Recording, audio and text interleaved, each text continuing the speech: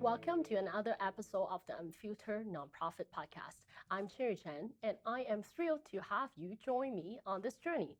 This podcast dives into the real world of nonprofit leadership, sharing inspiring stories, experiences, and the truth about what it takes to operate a nonprofit successfully. Think of this as your mastermind session on the go. Now, without further ado, please welcome today's nonprofit leader.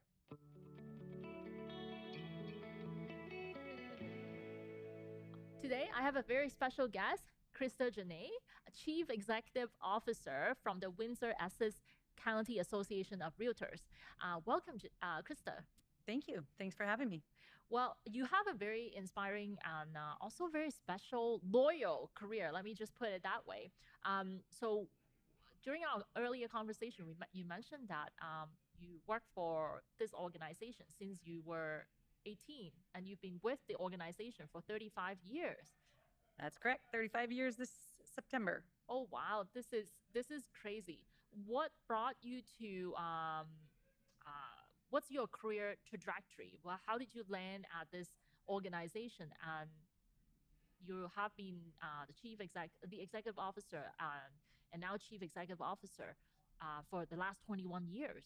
And where did you even start? Because we have some people who are just starting out, and I know that one of my colleague from another organization listens to this show, and she's young and she wants to become one day also an chief executive officer. So tell us a little bit about your career journey. So I've had quite the interesting career journey.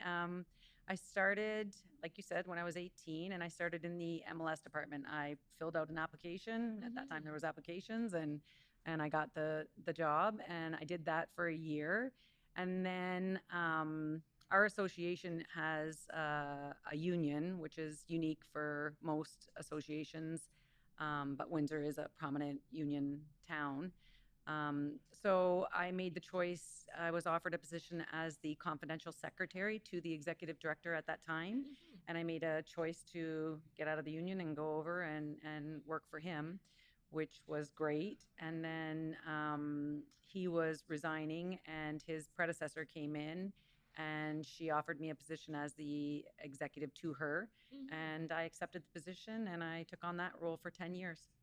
So it's a question that I always have.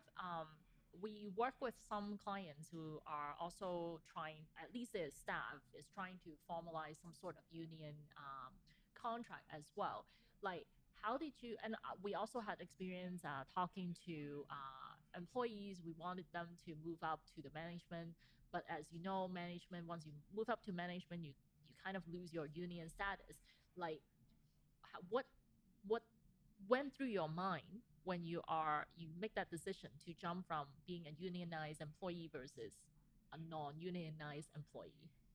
My mother. Oh, to be honest. My mother, I went to her and I said, look, they're offering me this job. It means I have to. And she said, change is good. Change is good. What do you have to lose? You have nothing to lose. So I said, okay, I'm going to try. So I tried, and the first year was amazing. And when my predecessor came in, it was great because I had learned so much from the previous EO that I was able to assist her when she was starting out. She came from Newfoundland, so she really wasn't familiar with our area and so forth. But I had the knowledge. I had, additional skills that I could provide her. So her offering me the job as assistant was like the stepping stone in my career. So from assistant to an executive director, it's really far. These two titles are really far from each other.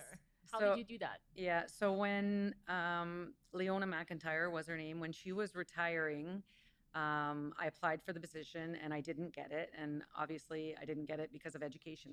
That was the basic, reason why, because the association used a headhunter, and they interview you and they give their recommendation, and they knew I had the experience, but I didn't have the education behind me. So I think it was great that my association offered to pay for the education through the CSAE, and I obtained my CAE designation, and one thing led to another, and then they offered me the position as executive director. So, do you mind if I ask you the type of education that you had before?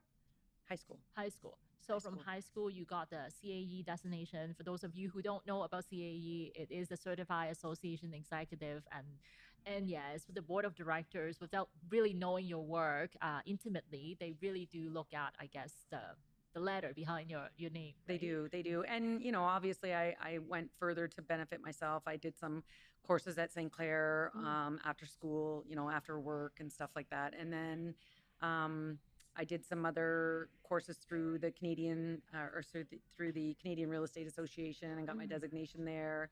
And I've just continued to learn. I believe that knowledge is power. So I've just continued to learn during my path. Good for you. So you've been in this position for 21 years now. Yep. And you mentioned earlier during our conversation that it's back in the days when you first started out, it was a lot of them are male dominant. They are 50 years or older. How did you manage that and have them to earn their respect, per se? It's funny because when I became the executive officer, when I started off, it was male prominent. And as we progressed and as things progressed in the world, Yeah. we eventually got to where there was an ED that was a woman, and Yeah. then we got to one or two women on the board of directors Yeah. kind of thing. But then it kind of shift. We've had boards now where there's more prominent women than there is men, and I mean that goes to show something. I mean the gentlemen that are on our board, they're just as strong as women, and women are just as strong as men. So I think we've come a long way, and I'm very thrilled to see that. As in the industry itself, you can see that women are more and more getting into real estate, and I think that's huge because when I started, it was definitely male prominent. Did you encounter any type of gender discrimination ever? You had people who, like in any industry, they try and push their way because they feel they're more powerful than you. So you have that power struggle. But for myself, I don't think I've had it. I'm very Fortunate. hardcore. I'm very fortunate. I'm very hardcore. I stick to what I believe in, and I don't believe in bullying, and I don't believe in. So it doesn't matter whether it's coming from a woman or a male. I just don't believe in that. If what I'm saying I think has value, then I'm going to stand up for what I believe in. So I think that helped me along the way. Personality. Yeah. Yeah, yeah. Yeah. So tell us a little bit about the initiative that you've done over your 35 years of experience. One of the most proudest moments that you have. We've had a lot of initiatives, and we've had a lot of initiatives that have supported our community. But I think one of the biggest ones that stands out for me was our 100-mile Peninsula Initiative. Basically, Windsor-Essex was in a recession. Windsor-Essex is always the first to be in the recession. So we got together, we had a task force, our board of directors, and we brainstormed as to what we could do to try and help our area.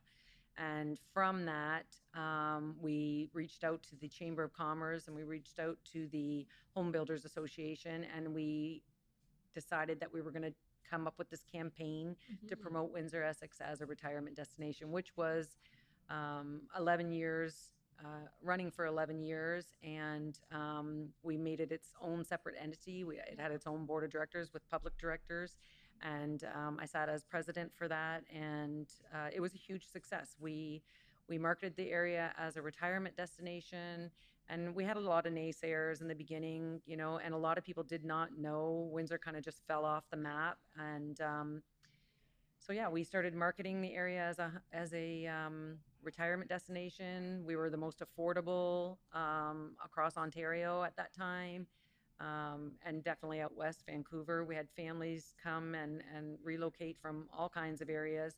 And, from when we started, we did trade shows in Toronto, and we brought personal chefs down, and we brought our own local produce and cheeses and breads. And we kind of wanted to give them a taste of Windsor-Essex. Yeah. And, yeah, it was a huge success, and the board lasted for 10 years. We got funding from provincial, from federal, from our local council, from our county council, and yeah, it was something we were really proud of.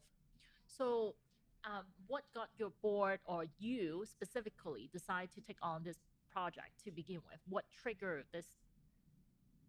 I think a lot of our decisions are triggered based on our community, and the need was there. Everybody was hurting in different areas for different reasons. And honestly, it was all about how can we make a difference? How can we step up to the plate? And our members at that time, during a recession, started off with a $100,000 contribution to it that our full membership approved. And that's how we kick-started off Also, all the the initiative. organization. Yeah, yeah. And Start then that. we volunteered myself in time, in Yeah, kindness.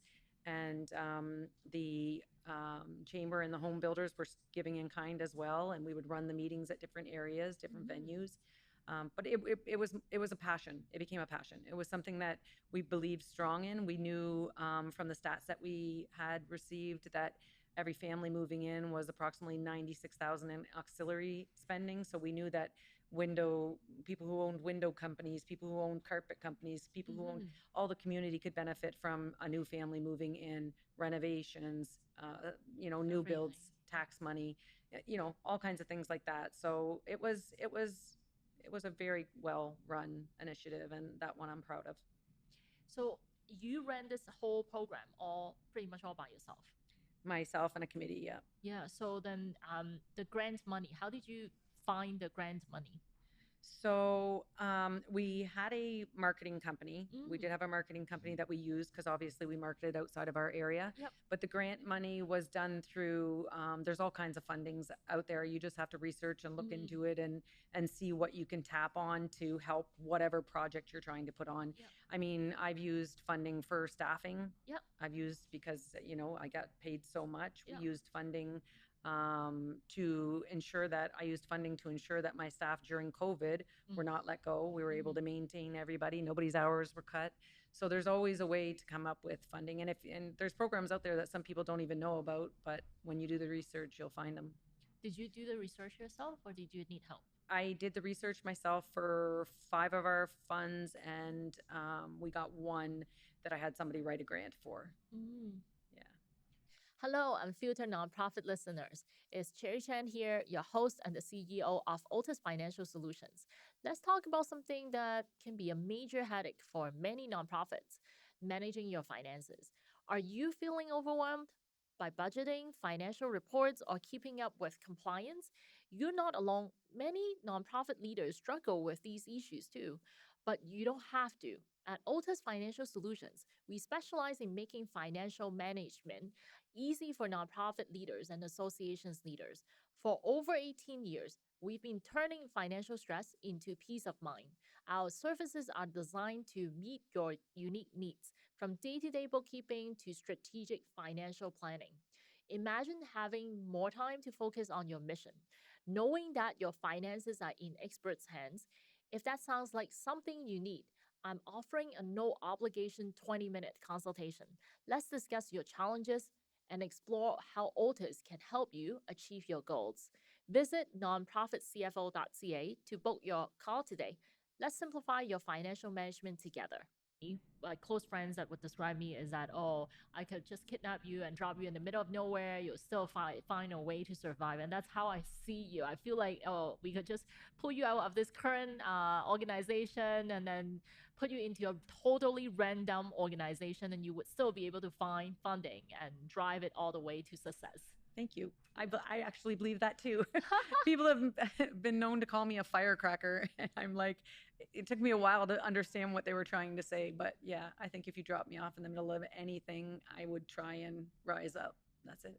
Yeah, yeah. So, tell us, like, we talked a little bit about this triumphant moment, like the moment that you're really proud of, and you've got a great long career in this current organization.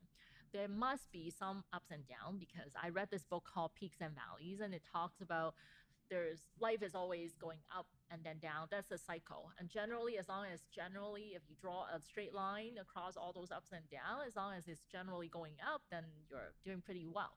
So, what are the valleys in your career? What are the most challenging moments that you have in your career? I think when I was the assistant, one of the challenges was our first strike ever. The staff did go out on strike, and obviously I was in management, so I did what I had to do to make it to make it work. I think there was myself and the executive officer at that time, and I think we worked 90 hours a week to And just the two of you. just the two of us. And because we didn't want the members to be hurt or a lack of service to the members during that difficult time. Um, and we had a print shop at that time in our building where we actually printed catalogs back then, and we printed hot sheets every day. So it was trying to find our way around that legally, what we could do while this strike was going on. And, you know, obviously the publicity in the media with the strike. And stuff like that. So I think that was one of the most difficult times, I would say, that our association experienced. But we came out on top. We learned a few things from it. There was some staff that was let go at that time, and I was proud of our association because what we learned is that we could outsource the catalogs at that time for less money, but less money isn't always equivalent to losing good employees. Yeah. And, you know, you mentioned that I've been there for 35 years. All of my staff are long-term staff. I finally have, you know, obviously when I started, there was employees already in place, but I have all my own team now, and I adore them deeply. And, you know, when the other ones were there, they were all there. I had one that just retired 2 years ago at 40 years. You know, she had been there for 40 years, 42 years, and another one for 38 years. So all of our employees have always been long-term. And I think that I love that. I love that because it shows that they're happy where they're at. Yeah, so then it also shows that there needs, like, you are a good leader, right? So tell us the secret of being a good leader. I think honestly, like I said, I really think my staff is an amazing team. And I think from being on the opposite side, so I was on the union side, I was on, you know, staffing side, I see the trials and tributes that they've gone through over the 35 years. And so when I took on this position, you know, like any association and small workforce, you know, and personalities is a huge thing. You have to understand someone's personality to know what they're actually going through. So, you know, we do color coding and to figure out what kind of color you are and stuff like that. We do little things like that. But I mean, the end all for me is empowering my staff. I am no better than them. We are all equals. It does not matter what my title is. It does not matter what my pay is. They are all equal. Without them, I am nothing. My team are, they are what steer the ship. So, and again, like I said, they've all been there a long time. I respect them. I respect their ideas. I want to hear their ideas. They can only make me better. So is your team remote or hybrid? No, right so we never really left the office. Only the work from home order was the only time that we actually closed down. I'm a firm believer in flexibility. So that's another thing with my staff. And I think if you would ask any of them, they would agree 100%. Everyone has life, and life hits us all different ways. And, you know, I guess back in the day, it was like, people would be paranoid if they had to call in, or people would be, you know, so nervous that they needed to go to an appointment or this or that. I don't believe in that at all. I believe in everybody work together as a team, and if someone needs a little extra time or needs to be off or has an appointment, everybody pitch in together, and then everybody, when it happens to you or you're going through something, we'll all experience the same thing. No glitches to the members. The services will continue, but they'll be able to do what they need to do. My staff have sick days. I don't call them sick days. I call them personal days. You need a day. Don't call me and say I'm sick. Just call me and say you need to do what you need to do, because I think that is the key. I mean, I want my employees, and I know that they are. I want them to want to come to work every day, and they do. They do. And I mean, when they miss work, it's like, oh, I'm so sorry, I've got this going. No, you do what you've got to do. We'll take care of everything here, kind of thing. So I think that's important. There's no one in this world, in this day and age, should wake up miserable thinking, I don't want to do this. I don't want to go in. I don't want to be belittled. I don't want to be treated bad. You know, I think that respect goes a long way. And if you give respect, you'll get respect. That's what I think. Absolutely. So, my last question for you today is, how do you balance work-life balance, and how do you keep yourself sane? Essentially, you are the boss of the organization in a way, but then you are also reporting to probably 10 people at the same time. You have like 10 bosses, but you are the boss for your whole team. And sometimes it's challenging because this position is lonely. And I mean, I'm an entrepreneur, so my biggest partner is CRA. So I have to turn around to answer to them, or maybe the bank. But those are the two parties. But when you have a board of directors, you essentially have a big group of bosses as well. It's very challenging for many executive directors.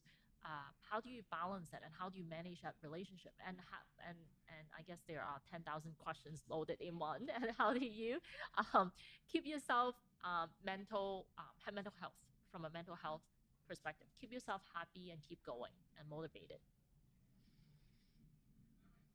I think I just go. I think I'm just driven. I think I just was born that way. I don't really have a specific method as to what drives me, but I have a passion for our association. I always have. I have a passion for the industry, our community. I love what our members do for our community. They have donated millions and millions of dollars just in our area. Our name is on schools, hospitals, everywhere you go, you will see a part of the Realtor Association.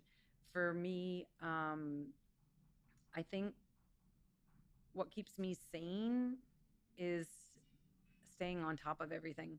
And the way I do it is probably I'm a workaholic. I don't know if that's the right thing to say, but it is, because I know in my mind, if I'm ahead of the game, then I'm not going to fall behind. And then when it comes to my directors, it's important that I direct them in the right way and provide them the information and have all the knowledge for them. And then it's a whole different realm for my 1,700 members, right?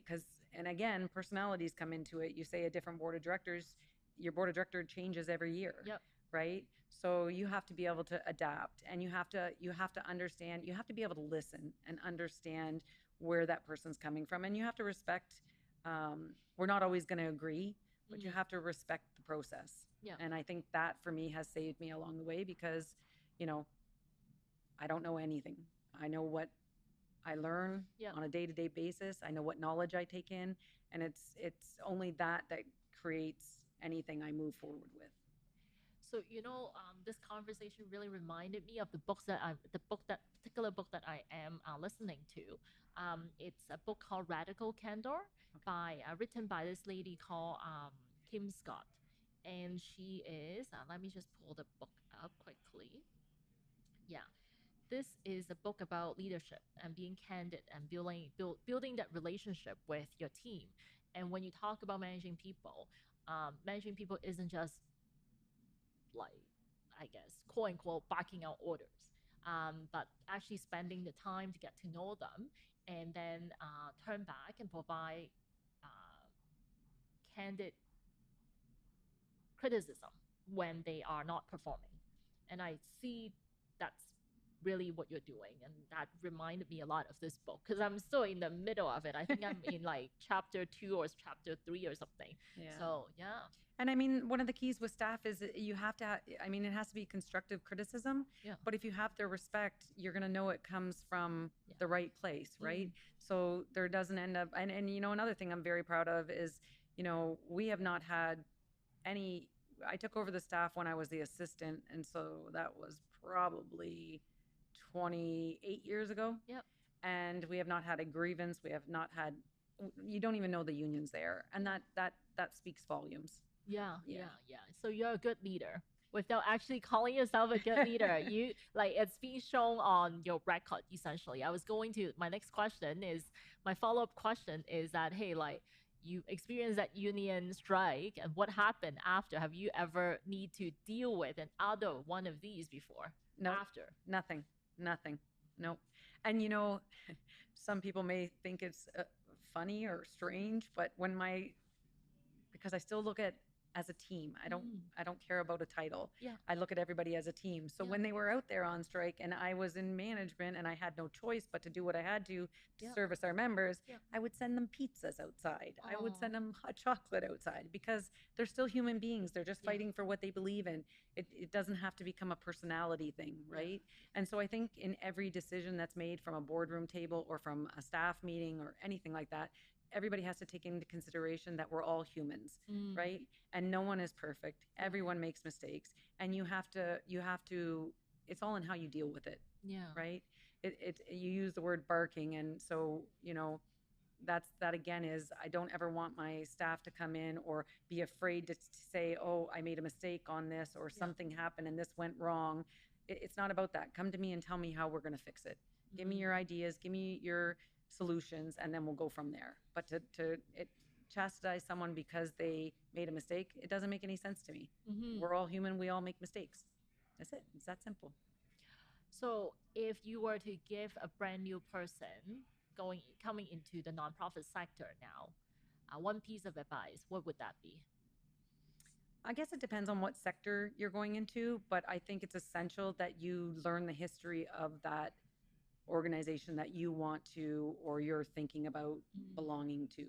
I think, again, knowledge is power. So the more you know walking in that front door, and even I would respect somebody who came in and said, hey, I noticed that you guys do this, but I have an idea for you. Yep. Even if it was at the interview stage, phenomenal. What's your idea? Because everybody's minds think different, and there's a lot we can learn from each other. And I don't believe in hoarding information or not trying to help someone else.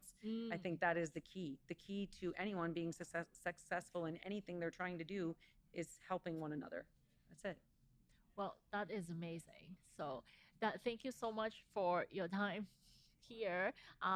That has been very, very helpful to our listener, especially those who are just newer into maybe in the country or in this particular sector. There's a lot of golden nuggets here that we can all learn from you. I hope. Yeah, Thank you so much for this. Thank you for coming in. Thank you. Yep. As we wrap up, I want to share a bit more about what we do at Altus Financial Solutions. For the past 18 years, Altus Financial Solutions has been dedicated to enhancing the financial management and strategic planning capabilities of hundreds of associations and nonprofits across Canada. Our extensive experience has enabled us to deliver tailored financial solutions that drive growth and enhance sustainability for nonprofits and associations. If you are interested in learning more about how Altus Financial Solutions can support your organization, I would love to offer you a no obligation 20-minute call. Let's discuss your unique challenges and explore how we would be able to help you achieve your goals.